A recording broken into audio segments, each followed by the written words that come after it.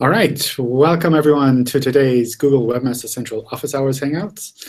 My name is John. I am a Webmaster Trends Analyst here at Google in Switzerland. And part of what we do are these Webmaster Office Hours Hangouts, like these.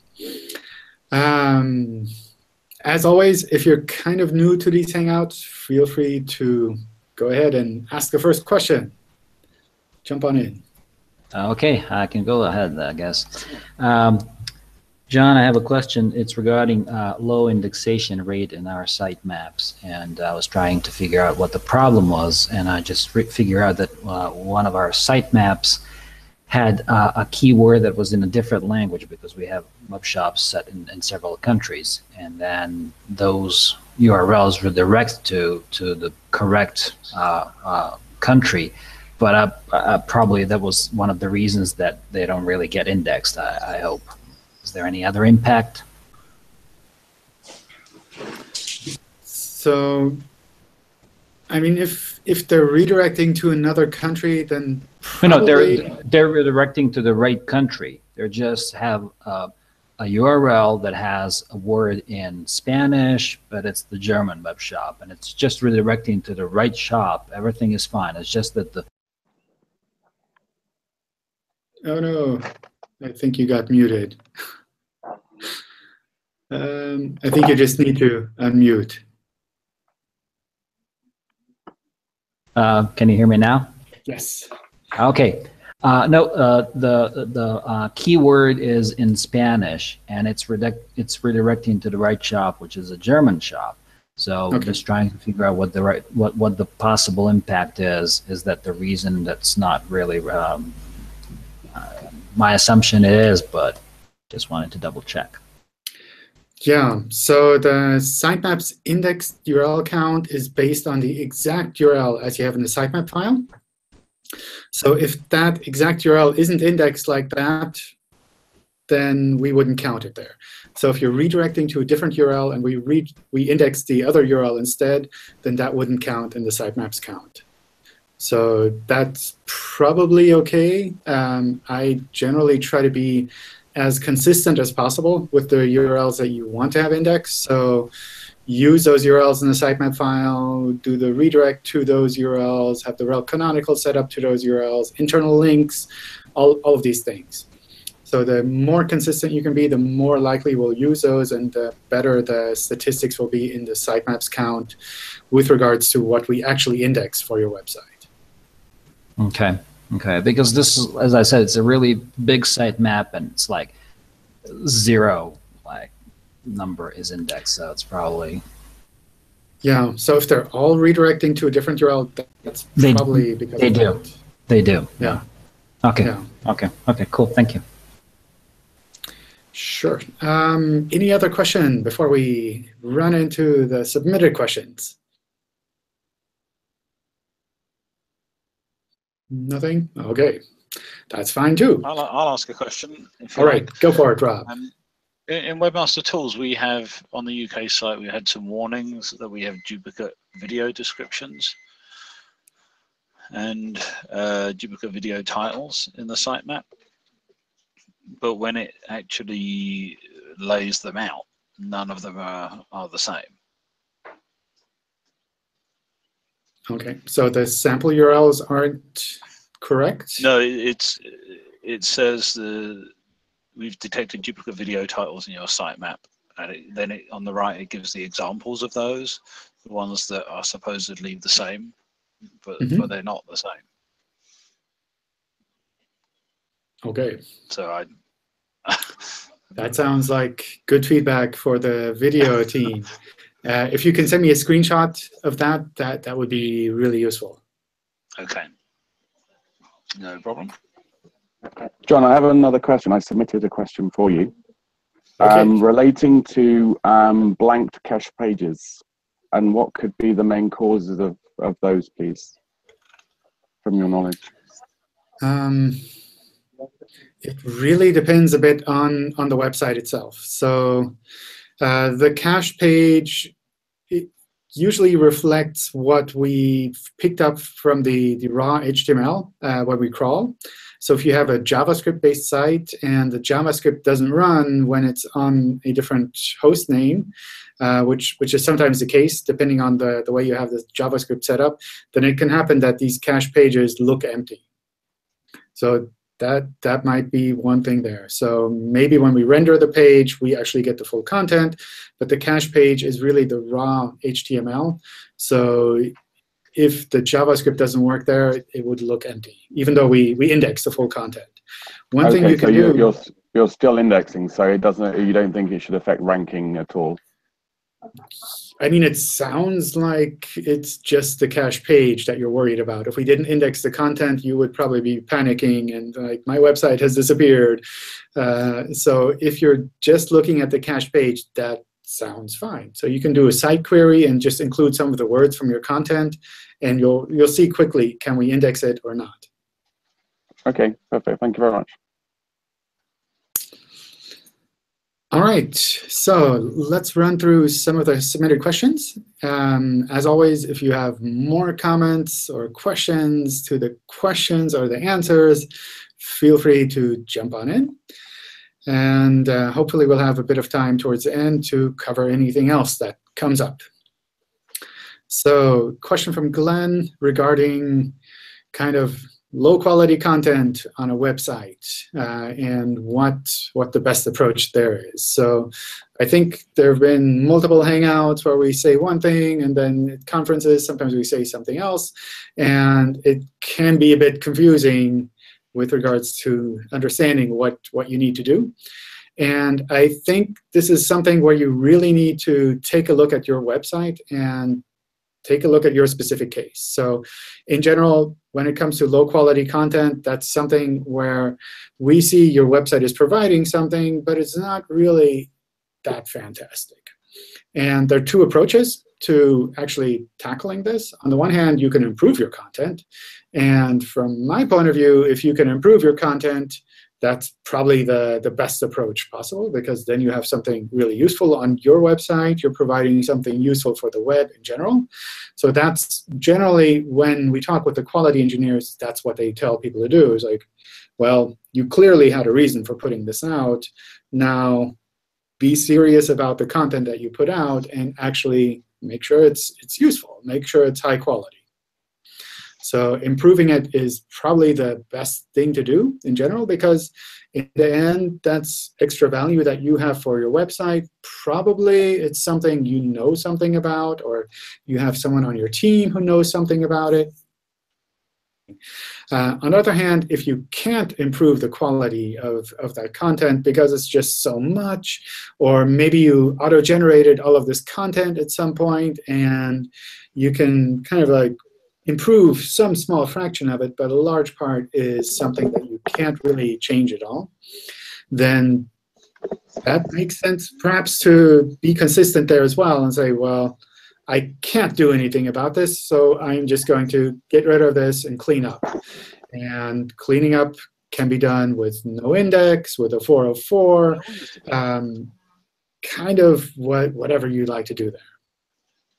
So both of those are, I think, valid strategies. Of course, if you can make your content better, I think that's always the best approach. All right. If by mistake we disavowed some good links and the website lost ranking, does the reverse does it kind of get cleaned up if I remove the disavow file? Yes. So if you remove a URL from your disavow file, the next time we process it, the next time we process those links, we'll pick them up and count them again normally. I assume, however, if you're seeing significant visible drop in website ranking, that it's probably not the case that there are like one or two bad links in your disavow file, or good links that you accidentally included there, but rather that there's a more broader systematic problem perhaps with your website or its quality that has resulted in this drop in ranking. So unless you went out and disavowed all the links to your website, in which case you will probably also see a drop, then probably that drop in ranking is not due to individual URLs that you accidentally put in the disavow file. So my recommendation there would be to take a look at the disavow file overall and think, like, is this kind of reasonable or not? And if it's kind of reasonable, then don't sweat the details too much, and instead focus on the rest of your website and really work significantly to improve the quality of the website there.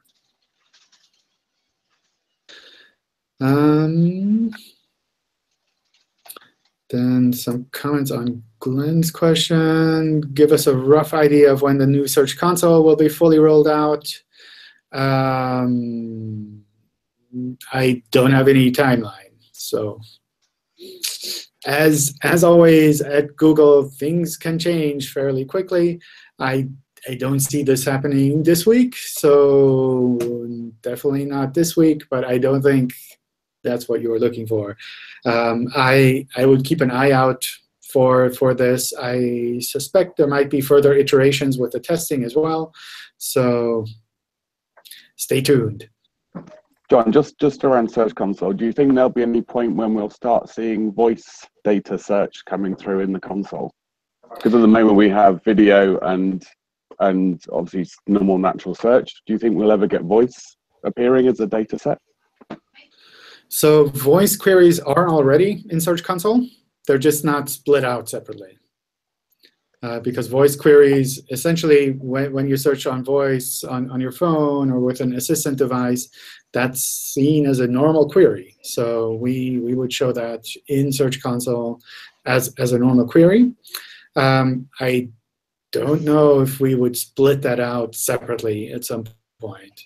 I think it's a question also of what extra value does it provide to have this information? Is there something that site owners can do with this information that kind of guides them to create even better content on their website, or helps them figure out where specific issues are on their website that they need to solve?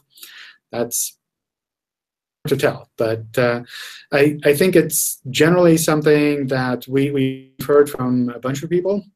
So I wouldn't be surprised if it comes at some point, but I don't have any timeline on that. And I can't really promise that it will actually happen, because it really kind of depends on what's the value of an extra feature there, of extra functionality, extra complexity for the team here, and also for the users outside. So what should they be doing with this data that's different than normal web search queries? Nice hair, John. Thanks. Nice cap, Baruch. Thank you. So if a website has more than 70% of its pages set to no index and follow, is this a bad signal for Google? I'm asking because I recently no indexed 1,500 product pages within a category and lost the ranking for that category. So it seems that the products made the category stronger, even when the products are quite similar in description. I think there's no absolute count on what is like a good number of pages to no index or not. So 70% is really, it kind of depends on what you're trying to do there. With regards to ranking, of course, if you remove a lot of pages, those pages won't be able to rank. So by no indexing pages that used to get traffic from search, that information would be gone now, and we wouldn't be able to show those specific pages. So that's something that might be playing a role there. Also, you mentioned that these products are quite similar. So it seems that you're kind of using a no index there as a way of canonicalizing similar products. What I would do instead of a no index there is really use the rel canonical directly, so that we can actually understand that all of these variations are actually one specific product, and that one specific product is the one that we should be showing in search, rather than all of these subtle variations. And it might even make sense to make that one kind of main product page have all of the information that you have on all of these variations of product pages as well. So if you have different product pages for different colors, for example, maybe it makes sense to have one product page for that product and just list the variations of colors rather than having separate pages for each of those colors. So those are some things to kind of think about. It really depends on your specific site. But in general, just putting no index on pages doesn't mean that the rest of the pages on your website that don't have a no index would be seen any less valuable.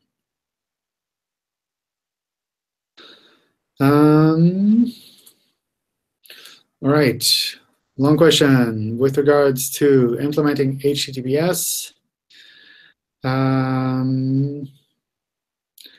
So over the years, the website has lost a lot of traffic, and then they implemented HTTPS, and the website has lost further traffic since then.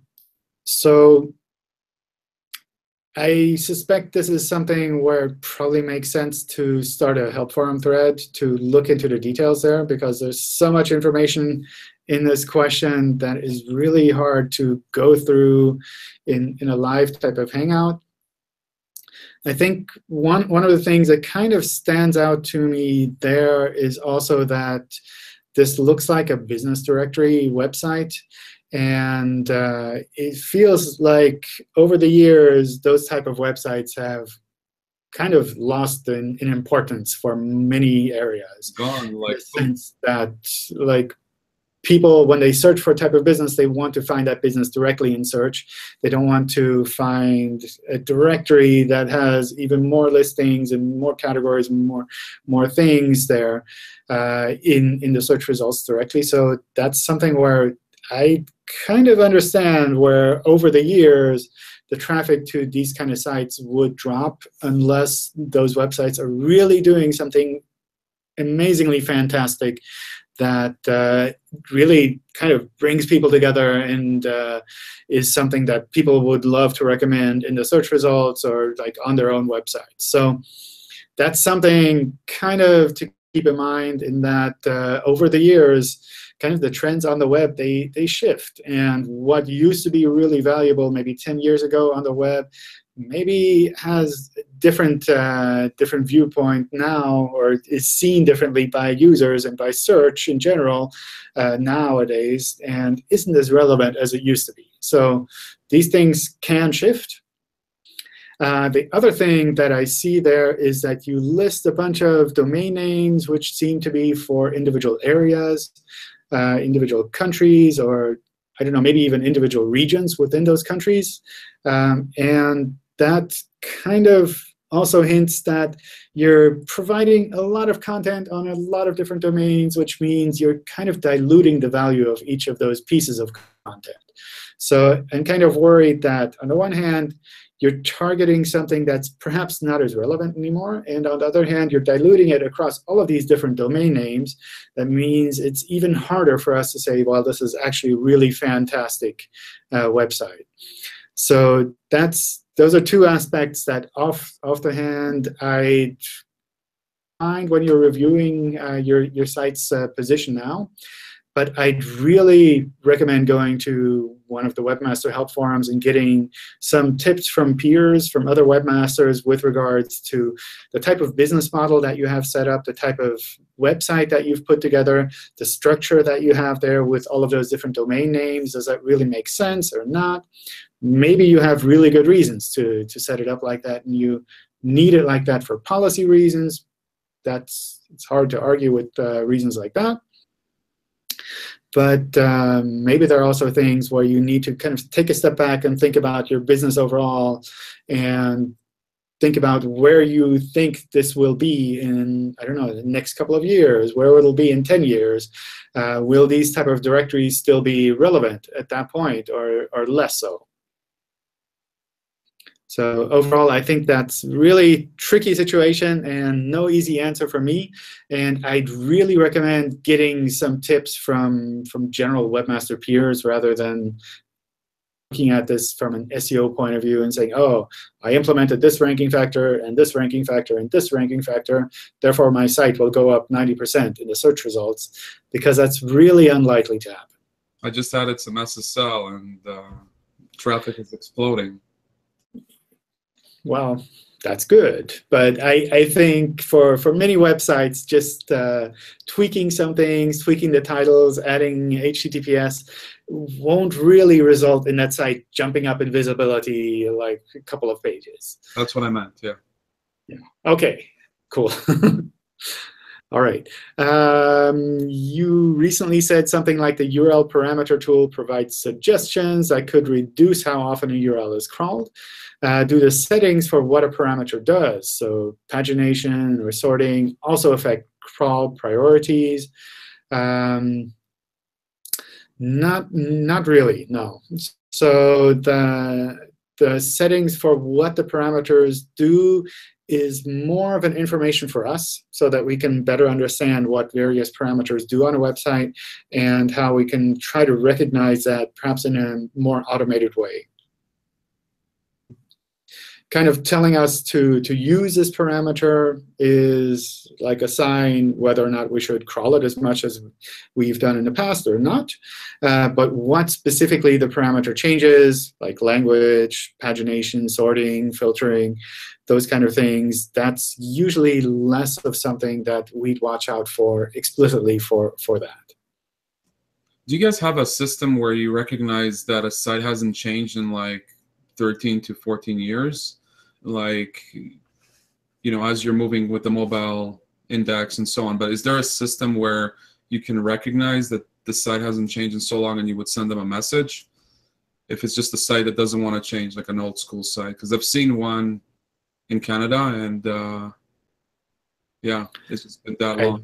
Yeah, I don't know. Are you talking about my blog? Maybe I should post something on it. Are you? I don't think I've posted on it since not quite 13 years, so maybe I'm still good. Yeah. I haven't changed the site. I mean, do you guys ever gonna alert them, or? I don't think we'd alert them, because probably if they're not changing their site for such a long time, they wouldn't be waiting for a message from Search Console to actually start doing that. So I don't know. I think there's definitely value in old sites that haven't changed a lot. And there are a lot of technical papers that are out there, or other kind of documentation archives that are just the way they are, and they've been like that for years and years and years, but they're still important resources. So just because something doesn't change a lot isn't necessarily a sign that they're doing something wrong. I think the tricky part is we kind of need to understand that not all sites will jump on the newest fad, and they might be desktop only and use a tables-based layout. And if they're relevant, we should still return them in search, even if they're not mobile-friendly, for example. So the design core that comes once a year, the design algo, that, you know, it comes once a year, and you do rank something based on design. Part of. Not specifically. At least I'm not aware of that. But it's something that obviously users perceive. And sometimes when a user runs across one of these sites, they might see something so old-fashioned that they say, oh, this is like a serious resource. It's been like this since at least 50 years. And it's something that they can kind of process with that kind of frame of mind.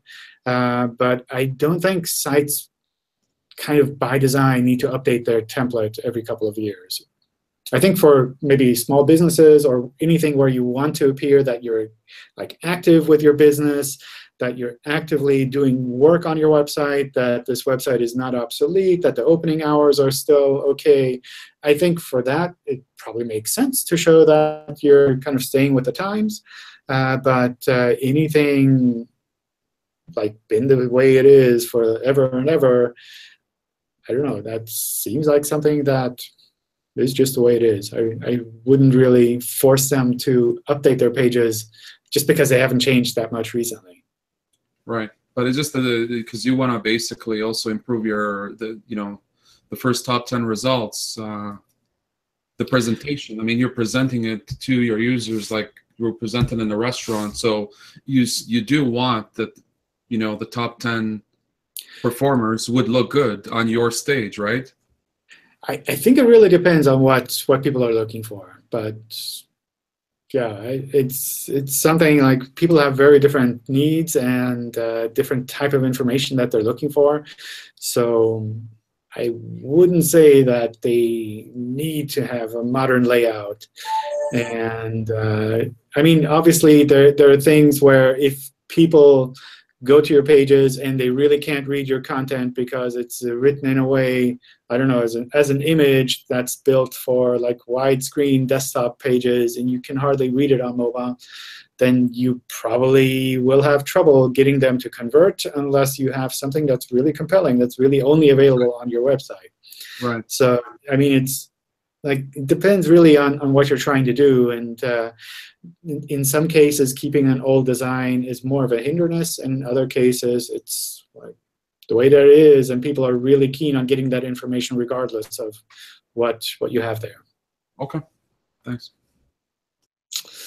Googlebot is crawling a lot, a URL that is used for constructing AJAX URLs, which are not useful to users on their own. The URL appears on JavaScript code and the website. Should we obfuscate it or block it in robots text to avoid Google wasting time on it? So I suspect what is happening is when we render pages from the website, we run across this URL and we pick it up and we try to use it for rendering. So it's not, or it's probably not, the case that we're crawling this URL for inclusion directly in web search, but rather that it's a part of a page or part of maybe many pages on your website that you have there, and we're crawling it as we render those pages. So some things you could do if this is something that doesn't change so much. For example, a JavaScript file, make sure that you're using appropriate caching headers on those files. Sometimes there's simple htaccess lines that you can add to your server configuration that kind of let your server add these kind of caching headers automatically. Make sure that when you're embedding it within JavaScript that you don't have something like a timestamp or a hash associated with the URL, so that it's really one clean URL that we can cache and that we can reuse over and over again as we re-render your pages. So those are kind of my recommendations there. If this is something that's actually pulling in content or changing the way your pages look, I would definitely avoid blocking it by robots text, because then we wouldn't be able to render your pages properly. I have a site with a blog section. Is it OK to implement AMP for the blog section only? Yes, of course. You can implement AMP on a per-page basis. I think for trying things out, it probably makes sense to use at least a significant part of your site for this, so that you have some real numbers to compare it to. But if you have a blog on your website and you can just throw an AMP plugin in there to turn that on, then why not? Go for that. That's probably a really easy way to do. Does the Google ranking signal change as per query or as per site or as per URL or all of them? Yes, of course, all of them. So ranking depends on what you search for, the pages that we have on your website, and the content that you have on your website, and of course, where the user is located, personalization, lots of other factors. So all of these things flow into the ranking that a specific user ends up seeing. How can I see local search results for location? I'm currently not including advertising. When a client lives in X place in X country, how can I see exactly the same results that the client sees? Sometimes I see ads for my own country. How you can handle geo-targeting for ads. For search, I believe you can go into the advanced search settings and add some information there. But I don't know how ads does this. Maybe within the AdWords tool or preview tool, you can look at that. For anything else, you probably need to have a local IP address. We're seeing that our site has blank pages in the cache. think we looked at that briefly. How important is site architecture? Would we benefit from adding new category level folders to a flat level architecture? I think if you're just shuffling things around within your website, it's unlikely that we would be able to pick up any new value from that. If you're setting up a new website, then I'd look into providing a clear structure on your website. I think that definitely makes sense. But if you're just like trying to improve things on your website, then just by shuffling the URLs around, I doubt you would see any visible change in the end. You would definitely see a strong fluctuation as we have to reprocess and reindex all of those URLs that are involved there. So you'd have a lot of fluctuation, and in the end, pretty much the same situation as before. So at least from my point of view, unless you're just looking for something to spend time on, I would focus on some bigger changes on a website. If content B is visible on desktop and not on mobile, will it impact desktop ranking? With the mobile first indexing, yes. So we will take the content that's visible on the mobile version of the page and use that for ranking. So with visible, I mean like within the HTML or within the rendered page. So if there are some aspects where you have to like use a tabbed UI to actually see the content and it's already loaded, then that's fine. But if it's not loaded at all on the mobile page, then we wouldn't be able to take that into account. Internal duplicate content within pages of my website may negatively affect the overall quality of a website, assuming that the content is unique. I'm not quite sure I understand the question. In general, if you have internal duplicate content on your page, on your website, that's something we can deal with on a technical level. We can recognize the duplicate content blocks within pages, and treat them appropriately, either by folding the pages together and saying, well, all of these variations are the same thing. We can just index one version. Or by indexing them separately and then folding them together when it comes to showing the search results. So usually that's less of an issue and more of a technical issue with regards to how we handle things on our side. Obviously, the cleaner you can make your website, the better, the fewer kind of potential issues you can run across. But overall, we can deal with duplicate content within a website really well. It's been a part of the web since a really long time. How can I do searches to see how I'm indexing in other countries? Do you have in mind any restricted search to location only? For the most part, I believe we just index the same content from all countries. So there are very few exceptions there, which are mostly around like legal issues. But for the most part, if it's indexed in one country, it'll be indexed in all other countries as well. There's no special way to kind of define and say, this page is only valid in the US, and this page is only valid in another country. But rather, we index that page. And if we can index it and show it in search, we'll show it to users everywhere. So John, just around that, in Google Search Console, it gives you a targeting for which country. So does that become irrelevant, or? No, that remains relevant. So the targeting is not that it removes it from other locations, but rather that we know it's more relevant here. So if someone is searching for something local in that country that you have specified, then we can show it a little bit higher.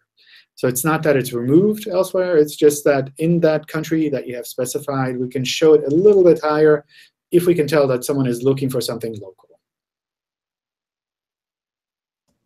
It's kind of funny, though. I'm on google.com, and then I'm searching for like certain brands, and then it's showing me the Canadian version on the .com version. And so the .ca ones are higher than the .com ones. It's because you're in Canada. No, but I'm saying this just happened before it like, 4 days ago. It wasn't like that, the switch, I guess, right? We made a change there that I think we posted about on the official Google blog with regards to how we deal with the country code domains when it comes to kind of the user visible side of search. Okay. Yeah, so I'll have to switch. Yeah. Yeah, check out that blog post. The one thing where this is a bit different, the kind of country limiting aspect, is when it comes to videos. That's one place where we have seen that there are sometimes significant restrictions on where videos are visible or not. And with a video sitemap, you can define which countries your content is relevant or available in and which ones it isn't. And that's something we can use for video search. But for normal web search, there is no mechanism to kind of say, don't show it in these countries, only show it in these countries. So for music, you don't know about that, but like the laws there, you know, if you're watching a copyright or whatever, a specific record label is blocking. So you guys kind of like figure that out. That it's kind of annoying when it says this video cannot be shown, and you're like, uh-oh. So did you guys? I think that's specific to YouTube, though. So I don't know how we deal with that in web search in general. So, but yeah, that's definitely annoying. And we see a lot of that here. Okay. These legal issues and make life complicated or interesting. We'll call it interesting. My website is sometimes on the first page of mini keywords and sometimes on the last page. My website is redirecting from another one. How can I improve my ranking? Yeah, I don't think there's one quick trick to improve your site's ranking to always be on the first page of the search results. I think if that were the case, we would have the first page of search results filled with thousands of sites, which wouldn't really be possible. So I don't have any one simple thing to recommend there. What I'd suggest is going to one of the webmaster forums and getting advice from peers, showing your URL, the keywords that you're targeting, the countries where you're active in, and trying to get some input from other people with regards to what you could be doing there. And there's no one simple answer for everything. What's the impact of proper usability on SEO? This is kind of tricky and hard to say because there are lots of indirect effects here that are probably more visible. So on the one hand, usability sometimes makes it so that it's easier for search engines to understand the content on a page. And that's highly relevant. So if we can understand the content, then we can rank the content. On the other hand, usability is a very big indirect factor as well, and that if people go to your website and they can't use it at all because it's like totally unusable, then it's very unlikely that they will recommend it to other people. So from those two aspects, I think it certainly makes sense to focus on usability.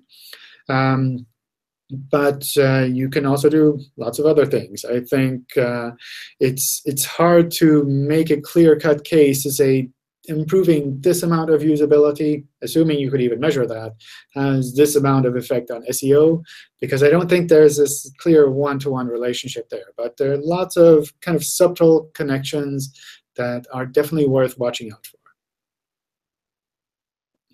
for. What hreflangs should we use for two languages that I don't know?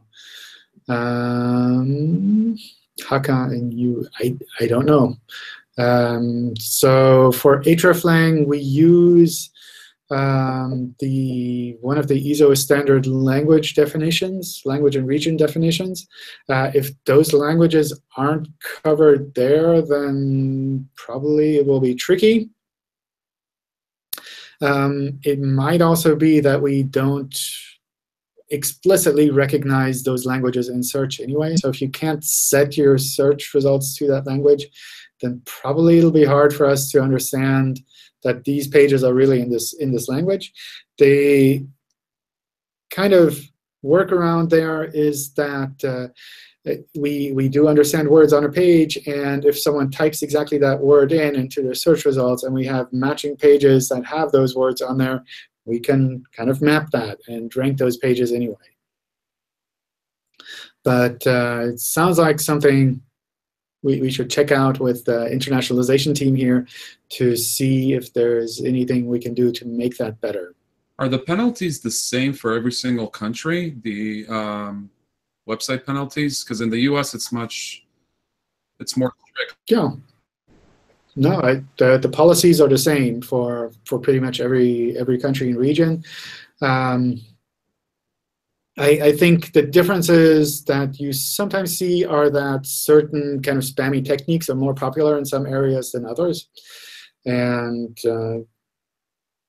that's kind of up to the webmasters who are running these websites, and not really something that we decided is more relevant in individual countries. But the policies are definitely the same. But just around that, John, I also run sites out in India as well, where some of these techniques are quite normal. And so we follow everything on the guidelines, whereas everyone in the top 5 search is doing pop-ups and spammy backlinks and everything like that, which is completely against policy. So it's kind of, it was an interesting statement before, is there different policies in different countries?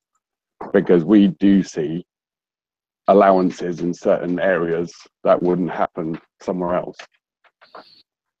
I think it's hard to say, because a lot of these things we do take into account for ranking automatically, and that happens across the board.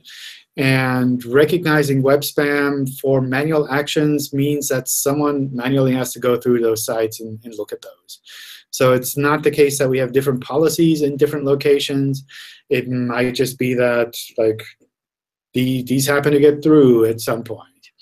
And that's something where your input through the spam report form is definitely valuable. But it's not the case that we say, oh, like everyone is spamming in this country, therefore we won't like worry about spam. We won't flag other people's spam at all. We'll just let them all get away with it in this country because it's like common. If it's against our policies, it's against our policies. It doesn't matter what location you're from. OK, thanks. When does Google look at the sitemap XML file? Only when it's added or by itself? We look at it when it's added. We look at it when you ping the sitemap file. So a lot of CMSs generate these automatically, and they ping these files to us. A ping is essentially a short request to Google server saying, hey, this sitemap file has been updated. That's when we go and look at the sitemap file. And thirdly, we look at them regularly from time to time as well. So we don't know when you update your sitemap file, but we'll kind of try every now and then. And of course, this is something that's done automatically, and it tries to adjust to what it has found over time. So if you put your sitemap file up once and you leave it in place for the next 10 years, then we'll probably look at it a bit more often in the beginning, and then at some point say, oh, this file hasn't changed for a couple of years.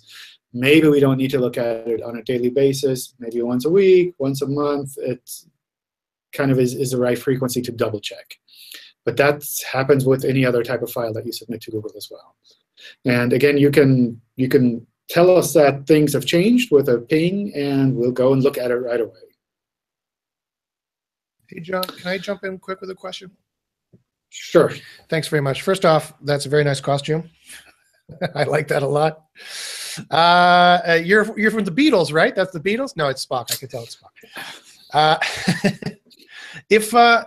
So I have a client who has a manual penalty versus links, the old partial manual penalty versus links. And of course, they maintain that they didn't make the links. They don't know what links are, what are links, what are websites. They don't know.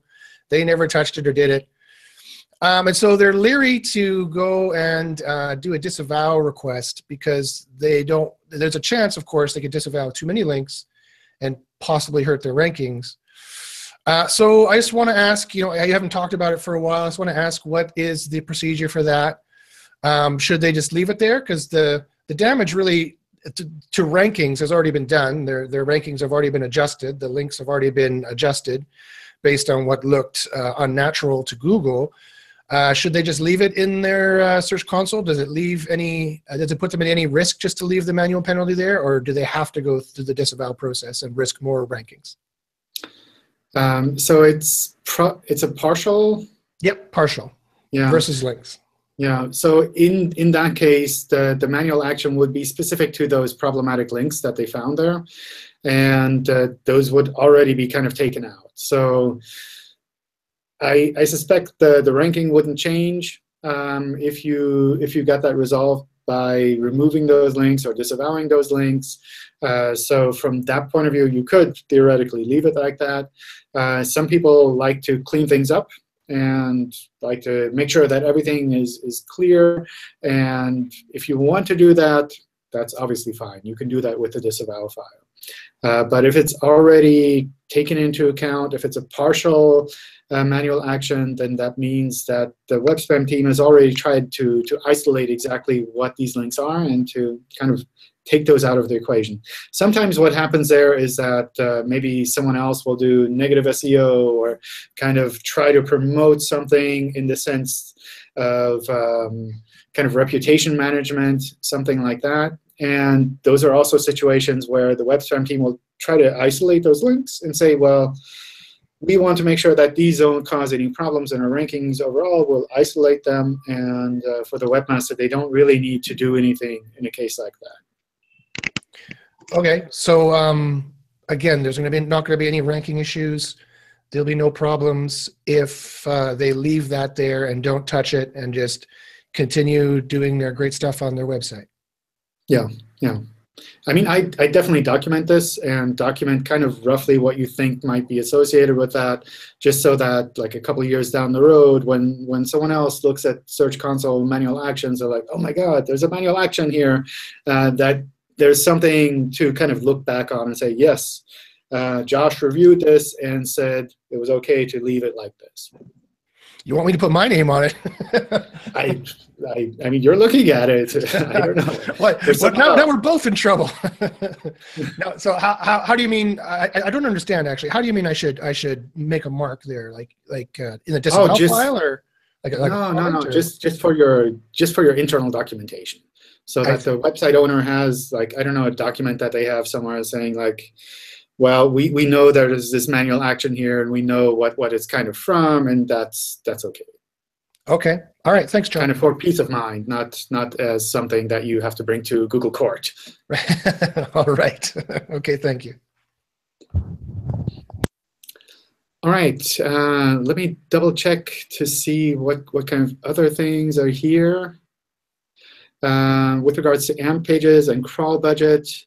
So I think that's something that sometimes comes up. So we do try to pick up changes in AMP pages fairly quickly after crawling. And those are things where Googlebot requests the AMP page, because that's how we update the AMP cache. But usually, on an overall basis for a website, that's something that at least evens out a little bit, in the sense that users will be going to the CDN version of the AMP page and not to your website directly. So you'll see less traffic directly to the AMP pages and more traffic from kind of Google's cache updating system to update the cache there. So overall, that shouldn't be an issue for a website. It might look weird in the logs if you're just looking at the raw logs. You know, like, why is Google looking at this page so often? And there are barely any visitors going to this page. But that's kind of the way the AMP setup works, in that users go to the CDN version. And you'll see that in your analytics logs if you have that set up. And Googlebot will update the cache directly by looking at your site. All right. I need to head out a few minutes early, but we can do a couple of questions from you all before we head out. Quick question, John. It's actually the same one on the last message I sent you on Twitter, but I figured this might be of interest to other people as well. Regarding a business that has 2 independent offline locations, and let's say the website does have a page for each individual location that describes the services, something like that, contact hours. regarding structured data markup, how is it best to kind of mark up those two locations on the home page, and you kind of use an array for both addresses, or maybe you mark up each individual page? How would that go best? I don't know. So that's why I don't have an answer for you on Twitter yet either. Oh, okay. I don't know. So I suspect it's easiest if you have one landing page per location, but sometimes you have multiple locations on the same landing page if you have multiple locations where business is active in, and that works well. I think it kind of depends on what you want to get out of the structured data markup. Mm-hmm. If you're using it to supply information about opening hours or contact information, kind of depends there. But I don't have an absolute answer there. Okay, well, if you do get in touch with the team, let me know how that would best make sense. And also regarding that, you have that URL field in the local businesses structured data usually. Does that work with hreflang? So if you have the site in multiple language versions, you just need to put one of them, and Google will kind of take care of that. I doubt it. So. Okay. Yeah, I'm actually not completely sure, but I pretty much doubt that it would automatically swap out the language, and definitely not the country information, because that would be specific to that location. I'm mainly interested in that reserve action markup that you can use. So in the knowledge graph, you actually can book an appointment or something like that. And I was curious whether you can do that for multiple languages if hreflang does play any role. I really don't know. Man, you keep asking these questions. Sorry about that. Questions. I don't know. If you start a thread for these things in the help forum, I can definitely guide someone from the structured data team there to take a look. It might be that some of these types of markup are also only available in certain countries. So I don't know if that would be the case, like in Romania, depending on where these websites are. Well, local business markup, I guess, doesn't really show rich snippets. It's mostly just to kind of connect, name, address, phone information with the My Business contact information. So I don't see why it would be country specific. But yeah, it's Halloween, so I have to ask tricky questions. Okay, man, unfair. Okay, I'll definitely check with the structured data people on that. If you can start a thread with some examples and the specific markup that you're trying to do, I can definitely check with them. Sure, thanks. Well, unlike Mihai, I have a quick, easy question for you. The related colon. Let's see if I can prove that. The related colon search function in Google, operator in Google, when it shows the no websites for a website, or even maybe shows quote unquote the wrong websites, or websites that maybe the site owner doesn't think they should be related to, what's going on there? I don't know. Man. Oh, darn, I thought it'd be easy. I'm like in the wrong job today. I don't know. I'm not exactly sure what the related search operator actually pulls up. That's like so far back. I'm not really sure how it pulls things together there. So it's because probably not. I've sometimes seen things as well where like, where does this connection come from? Overall, I really wouldn't worry about that, because that's such a, I don't know, niche functionality. But if you have specific cases where you're seeing that something really weird is coming up, I can definitely pass that on to the search quality team. Usually, these aren't things that they would fix manually, but they would take these and say, well, we need to double check what the data is actually doing there, and they'll go and look and see, oh, this is some weird edge case and we can't fix it. It's like, okay, fine. It might also be something that they can fix. Fair enough. Let me ask you a different way and get to the point of probably what is the worry is. So sometimes people look at that and they worry that because nothing shows up for their related colon search, that therefore Google doesn't understand their entity well enough, or they're not important enough, or they've got some kind of filter or something along those lines. So you're saying this is probably even written before Hummingbird was updated in June 2000? Yeah. So it's probably working on LSI, if anything. And it's just probably a threshold where, yeah, you got enough, you're important enough for us to do this, or no, you're too new, we haven't bothered to do it yet. Is it something like that, maybe? Yeah. So I think that's generally something I've heard from a bunch of people, where you start a new website and you want to be sure that Google doesn't just like pick up the words, but actually understands what your site is about. Yeah. And at the moment, I'm not aware of anything that really provides this kind of information. And I think it would be useful. So if we had a simpler way of kind of getting that information, that's probably something we should try to figure out how to do. OK, cool. Thanks a lot. All right. So with that, I need to head out. It's been great talking to you. Thanks for all of the questions. Sorry I couldn't get to answer all of them. If you send me some links to forum threads, I can try to guide the right people to those and get you some answers to things that maybe aren't completely clear yet. All right. So thanks again. And hopefully, I'll see you all again Friday, maybe. I think the next Hangout is on Friday. See you then. Thanks, Ron. Bye, everyone. Happy Halloween, John. Thanks. You too.